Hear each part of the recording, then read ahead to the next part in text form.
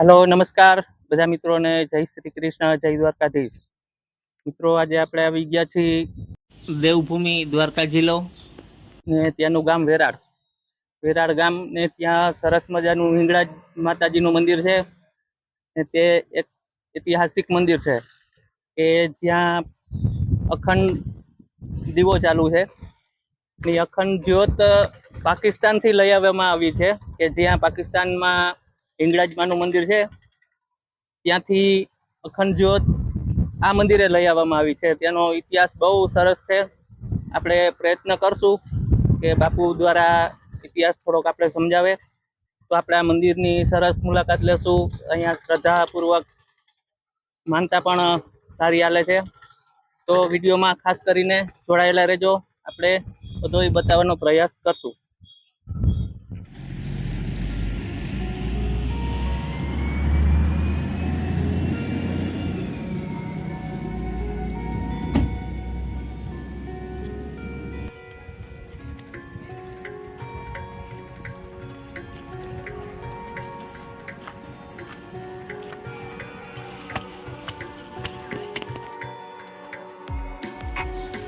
આ છે હિંગળાજ માતાજીનું મંદિર. અને મિત્રો, તમે આપણી આ ચેનલની અંદર નવા હો તો આપણી આ ચેનલને સબસ્ક્રાઈબ કરી લેજો. આવા નવા ધાર્મિક વિડીયો, સેવાકીય વિડીયો અને વ્લોગ જોવા મળશે.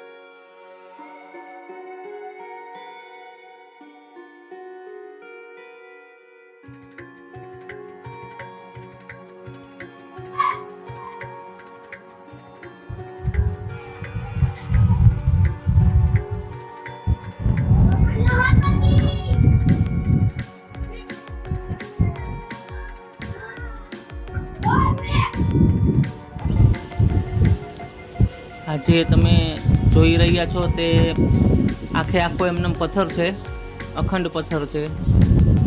બે બાજુ પથ્થરને વચમાં માતાજી પ્રગટ થયેલા છે.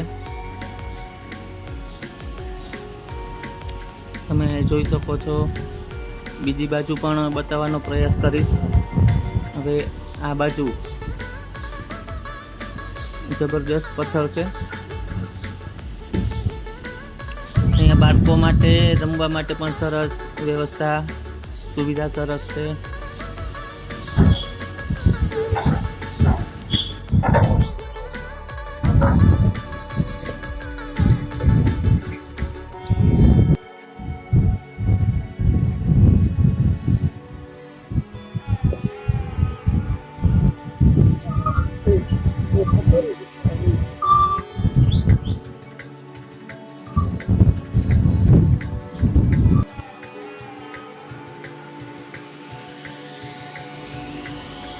મિત્રો, સામે તમે જે જોઈ રહ્યા છો તે છે આશાપુરામાનું મંદિર, ઘુમલીનો ડુંગર, એ ઘુમલી ડુંગર છે આશાપુરામાનું મંદિર.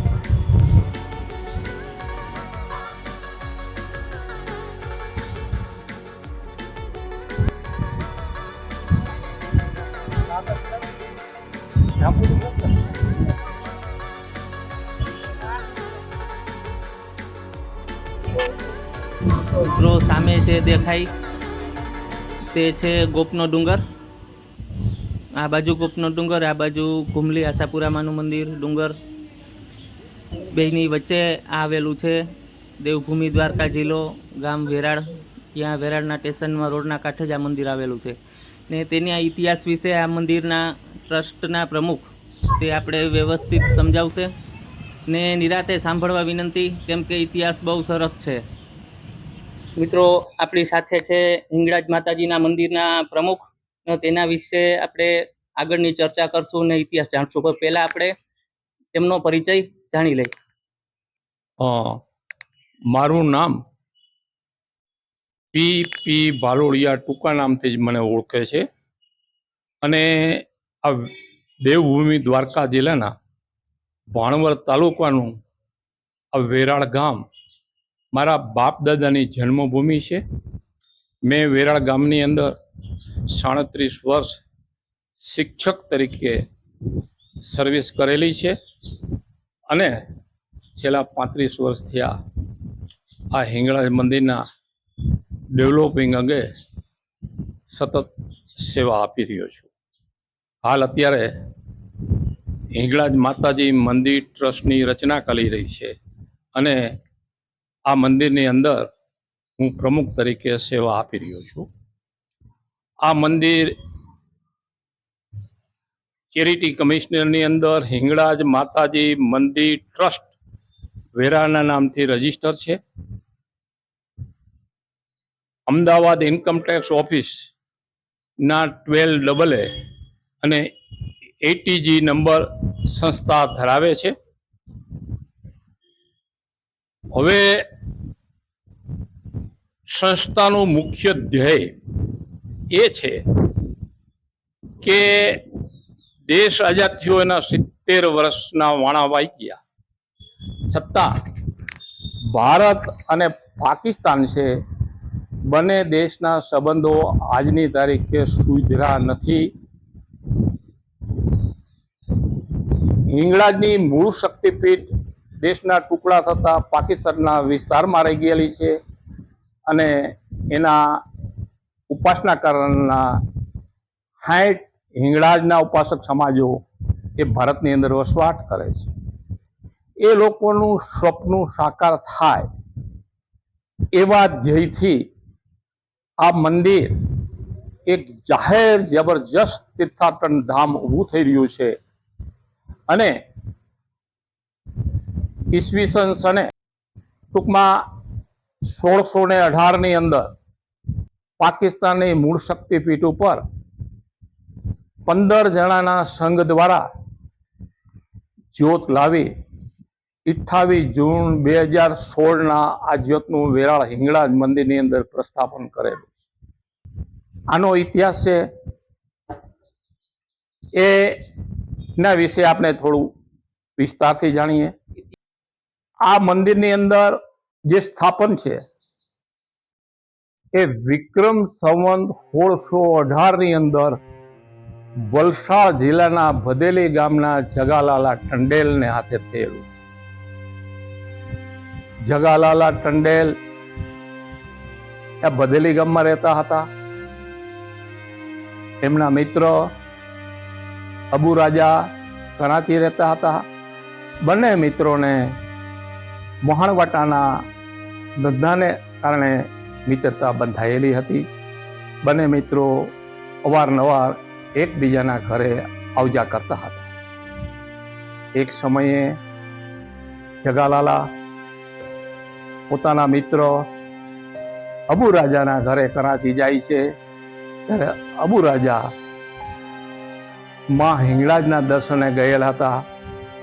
એ હિંગળાજના દર્શનેથી જ્યારે પરત ઘરે આવે છે બંને મિત્રો માં હિંગળાજના ચમત્કારો વિશે વિસ્તૃત ચર્ચા કરે છે. ત્યારબાદ અબુરાજાના કહેવાથી માં હિંગળાજના ચમત્કારો એના મુખથી સાંભળવાથી જગાલાલા માં હિંગળાજના પ્રભાવમાં આવે છે અને માના સાચા સેવક બને છે. અવારનવાર માં હિંગળાજના દર્શને આવે છે. આમ થતા થતા જગાલાલાને ટૂંકમાં ગઢપણ આવે છે અને એમાં હિંગળાજના જ્યારે દર્શને આવે છે ત્યારે માની સન્મુખ પોતે રડી પડે છે કે હે માં, હવે મારા જીવનની અંદર આ સહેલી સફર છે. મારી ઉંમરને કારણે હવે ફરી પાછો પુનઃ તમારા દર્શને હું રૂબરૂ આવી શકીશ. અંતરના ભાવથી એ માની સ્મૃતિ કરતા કરતા રડી પડે છે. રાત્રિના સમયે માં એને સ્વપ્નમાં દર્શન દે છે કે તું મારો સાચો સેવક છે અને નિષ્ઠાથી મારી ભક્તિ કરે છે. તું વૃદ્ધાવસ્થામાં જો મારે દ્વારે ન આવી શકતો તો હરમેશને માટે તારે ગામ તને દર્શન આપવાને માટે હું તારે ગામ આવીશ અને આનું પ્રમાણ આપું છું કે મારા મંદિરે અહીંયા બહાર કંકુ, ચોખા ને ચૂંદડી, ત્રિશૂળ નું જે સ્થાપન બાંધેલું તૈયાર હશે એ તારે ગામ તું લઈ જાજે, ન્યાય સ્થાપન કરજે અને મારું પૂજન અર્ચન કરજે. જગાલાલા સવારે ઉઠીને પોતાના મિત્ર અબુરાજાને સ્વપ્નની વાત કરે છે. એટલે અબુરાજા જવાબ આપે છે કે સ્વપ્ન ક્યારેય ભ્રમ પણ હોઈ શકે અને સત્ય પણ હોઈ શકે. એક કામ કરીએ, માએ તમને પ્રમાણની વાત કરી લઈ છે તો ચાલો બે મિત્રો આપણે માના મંદિરે દર્શને જઈએ અને જો સ્વપ્ન સત્ય હશે તો ત્યાં સ્થાપન બાંધેલું હશે, એ સ્થાપનને આપણે સાથે લાવશું. બંને મિત્રો માના દર્શને જાય છે. માં હિંગળાજના મંદિરે જુએ છે તો કાયદેસર ત્રિશૂળ, ચૂંદડીની અંદર ચોખા, કંકુ અને સ્થાપન છે એ બાંધેલું હતું. એ પોતાની સાથે લે છે અને પોતે કરાચી આવે છે. એ સમયે આ સમય દરમિયાન વિક્રમ સંવંત 1618 ટૂંકમાં જામનગરની ગાદી ઉપર વિભાજામ એકનો રાજ્યાભિષેક થવાનો હતો. તો એ રાજ્યાભિષેક માટે અફીણ અને ખારેકનો માલ મગાવેલો હતો. એ જગાલાલા પોતાના વાણમાં લઈ અને રવાના થાય છે. 5 દિવસનો રસ્તો હતો. મધ દરિયે પહોંચે છે. ત્યાં દરિયાની અંદર આંધી અને તોફાન આવે છે.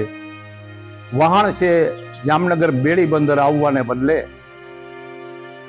પોરબંદર પહોંચે છે. પોરબંદર ના રાણા સાહેબનો માલ પર પોતાના વાણમાં અવારનવાર આવતો હતો એટલે રાણા સાહેબ સાથે પણ પોતે સંબંધ ધરાવતા હતા. રાણા સાહેબની રૂબરૂ મુલાકાત કરે છે કે વિભાજામ એકનો રાજ્યાભિષેક છે, એનો માલ છે મારી સાથે હું લઈ જાઉં છું, નિયત સમય મારે પહોંચાડવાનો છે, પણ તોફાનને કારણે વાણ બેડી બંદર પહોંચ્યું નથી અને અહીંયા એવું છે તો હવે ત્યાં પહોંચવા માટેનો મને સહકાર આપો. રાણા સાહેબ પોતાના ઘોડેસવાર પોલીસો પોઈઠું સાથે આપે છે અને એ બધા જામનગર પોરબંદર રોડ ઉપરથી અને રવાના થાય છે. બરોબર સાંજનો સમય થાય છે. એ સમયે એ લોકો આ જે ગામ હાલ અત્યારે વેરાળ હિંગળાજનું મંદિર છે એ ગામનું નામ ત્યારે શેતાના વેરાળ હતું અને એ ત્યાં પહોંચે છે. આ વેરાળ ગામમાં રાતવાસો કરવાનું વિચારે છે. નદી કાંઠે ને બધે ફરે છે ક્યાં રાતવાસો કરવો. તો ગામની આથમણી બાજુએ ટૂંકમાં એક ઊંચો ટેકરો દેખાણો. એ ટેકરા ઉપર આવે છે. જોયું કે ઘોડેસવાર પોઈઠું ને બધાને ઉપર લાવી શકાય એમ છે અને ટૂંકમાં રાત્રિ રોકાણ માટે આ વચ્ચેનો જે જગ્યા ખાલી ગેપ છે એમાં શાંતિથી રાત્રિ રોકાણ થઈ શકે એમ છે, આવું વિચારી ને એ રાત રોકાય છે. માતાજીનું સ્થાપન છે એને નીચે રખાય નહીં, એટલે નાનો સરખો ગોખ બનાવે છે, એની અંદર માતાજીના સ્થાપનને મૂકે છે, માનું પૂજન અર્ચન કરે છે. સવારે નાઈ ધોઈને જામનગર પહોંચે છે. જામનગર વિભાજામને એનો માલ સામાન આપે છે. જામનગરના વિભાજામ એમને 5 દિવસની મહેમાની કરવાનું કહે છે. એ 5 દિવસ સુધી રોકાય છે. 5મા દિવસે જ્યારે રજા માગે છે ત્યારે ટૂંકમાં વિભાજામ કહે છે કે મારા તરફથી આજની એક રાત વધારે રોકાઈ જાઓ. એ રાત જ્યારે રોકાય છે ત્યારે ટૂંકમાં ત્યાં એને માતાજી સ્વપ્નમાં દર્શન દે છે. શું દર્શન દે છે કે ચેતાના વેરાળ તે મારું જે પૂજન અર્ચન કરેલું છે એ જગ્યા એકદમ સુંદર, રમણીય અને સેફ છે. રમેશને માટે મારે ત્યાં વાસ છે. માટે હું તને પ્રમાણ આપું છું કે મારા મંદિરેથી તે એક સ્થાપન ઉપાડેલું છે, લીધેલું છે. તારી જોડીમાં અત્યારે 2 સ્થાપન છે. અને જે તે મારું પૂજન અર્ચન કર્યું ત્યારે દીપ પ્રગટાવ્યો હતો. એ દીપ છે 7મા દિવસે પણ જળહળતો હશે અને દિવેલથી ભરેલું છળોછળ કોળીઓનું ભરેલું હશે. કંકુના હાથિયાની નિશાની હોય એ જગ્યાએ મારું સ્થાપન કરજે. જગાલાલા આવે છે વિરાળ ગામ. આ બધું માતાજીએ જે પ્રમાણ આપ્યું હતું એને પ્રત્યક્ષ નિહાળે છે, માના પ્રભાવમાં આવે છે અને માનું વિક્રમ સંવત 1618 કાર્તિકી પૂર્ણિમાના દિવસે એ સ્થાપન કરે છે. ત્યાર પછી એ પોરબંદર જાય છે. પોરબંદરથી રાણા સાહેબની રજા લઈ એ બદેલી જાય છે અને બદેલી નદીને કાંઠે માં ઈંગળાજનું નાની સરખી ડેરી બનાવે છે. પણ નદીને કાંઠે બધા કપડાં ધોઈ ડેરી ઉપર સૂકવતા. એટલે માતાજીને એમ થાય છે કે બધા જ સમાજના માણસો ટૂંકમાં નાહી ધોઈને કપડાં મારી માથે સૂકવે છે, મને આબળસટ લાગે છે. મારે આ જગ્યાએ ટૂંકમાં રહેવું નથી, મને બીજી જગ્યાએ ક્યાંય સ્થાન આપો. નહીતર જગાલાલને સ્વપ્નમાં દર્શન દે છે કે રમેશને માટે હું શેતાના વેરાળ ટૂંકમાં વહી જવા માંગુ છું.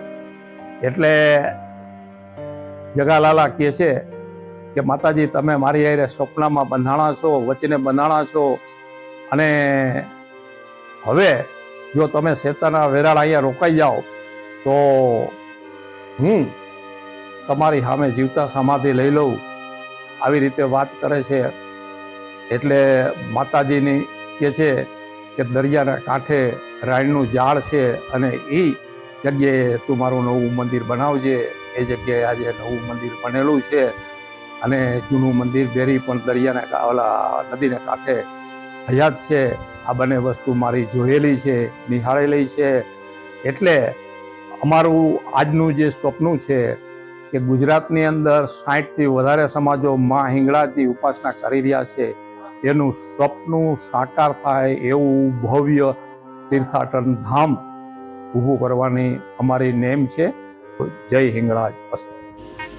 મિત્રો આપણી સાથે હતા પીપી પટેલ સાહેબ, જે આ મંદિરના પ્રમુખ છે ને મંદિર અહીંયા ભવ્ય બનવા જઈ રહ્યું છે આગળના સમયમાં.